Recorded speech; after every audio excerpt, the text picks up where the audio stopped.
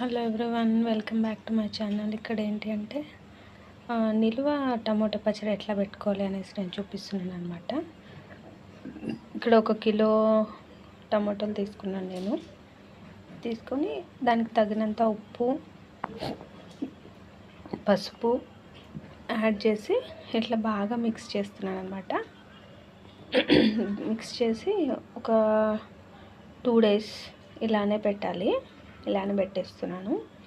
Mix చేసి మూత పెట్టి ఉంచేస్తే ఆ వాటిల్లో ఉన్న వాటర్ అంతా వచ్చేస్తుంది. సో ఇట్లా వచ్చేసిన తర్వాత ఈ వాటర్ని టమోటా ముక్కల్ని వేరు చేసిన తర్వాత ఇక్కడ టమోటా వాటర్ ఉంది కదా, దాంట్లోకి కొద్దిగా చింతపండు వేసి మిక్సీకి వేస్తున్నాను.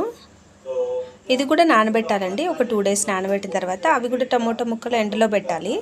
ఎండలో పెడితే బాగా డ్రై అయిపోతాయి అన్నమాట. డ్రై అయిపోయిన వాటిని తీసి మనము మిక్సీకి వేసుకోవాలి. ఫస్ట్ టమోటా ముక్కల్ని మిక్సీకి వేసి ఈ చింతపండుని కూడా కొద్దిగా ఇందాక నీళ్ళల్లో యాడ్ చేసి పెట్టుకున్నాం కదా, ఒక 2 days చింతపండు టమోటో నీళ్ళు, వాటిలో కూడా కొద్దిగా ఆ నీళ్ళు కూడా చింతపండు యాడ్ చేసి మిక్సీకి వేసుకోవాలి. మెత్తగా వేసుకున్న తర్వాత ఇట్లా టమోటా పేస్ట్ని మనం పేస్ట్ తయారు చేసాం కదా, సో వాటిలో కొద్దిగా తగినంత కారం పొడి, అలాగే ఆవపిండి కూడా యాడ్ చేశాను నేను, బాగుంటుంది టేస్ట్కి అన్నట్టు.